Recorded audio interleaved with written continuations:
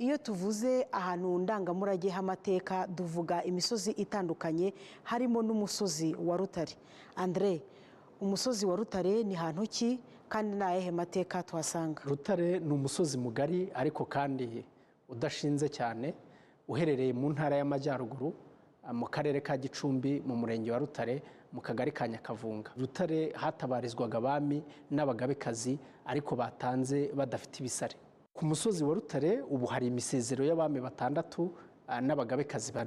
Abami bahatabarijwe ni Kigeli wa mbere Mukobanya, Mutara wa mbere Semugeshi, Kigeli wa kabiri Nyamuheshera, Kigeli wa gatatu Ndabarasa, Mutara wa kabiri Rwogera ndetse na Kigeli wa kane Rwabugiri. Naho abagabekazi batabarijwe i Rutare ni Nyirakigeli wa mbere Nyanguge, Nyirakigeli wa gatatu Rwesero, Nyiramibambwe wa gatatu Nyiratamba na Nyirayuhi wa gatanu Kanjogera.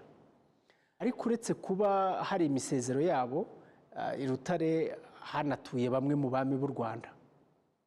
Abo ni Mutara wa mbere Semugeshi wari utuye ku Rurembo hafi ya Nyansenge aharebana na Muhazi, ndetse na Kigeli wa gatatu Ndabarasa wari utuye mu mpinga hafi y'ahari ivuriro rya Rutare muri iki gihe. None se André, utubwiye abami batabarijwe aho ngaho ku musozi wa Rutare. None ko tuzi ko u Rwanda rwacu rwagize abami bagera kuri 31 abazwi neza, abo utatubwiye bo imisezero yabo iherereye he? Nk'uko wabyumvise mu mazina yabo, abami batabarizwaga i Rutare ni abitwaga Kigeli, Mutara na Kirima.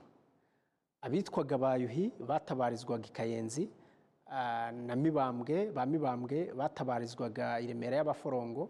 Naho mbere y'uko izina Ruganzu rikurwa ku itonde ry'abami b'u Rwanda, abaryitwaga bo batabarizwaga i Ruhanga rwa Kayenzi.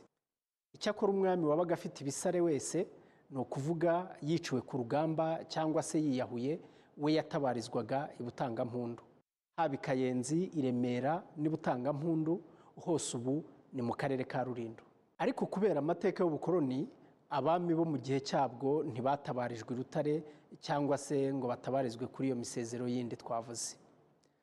Mutara wa gatatu Rudahigwa na Kigeli wa gatanu Ndahindurwa batabarijwe i Mwima mu karere ka Nyanza, naho Yuhi wa gatanu Musinga we ntiyanaguye mu Rwanda. Yatangiye Imoba muri Kongo aho yari yaciriwe n'abakoloni. Imoba ni muri Repubulika Iharanira Demokarasi ya Kongo muri iki gihe.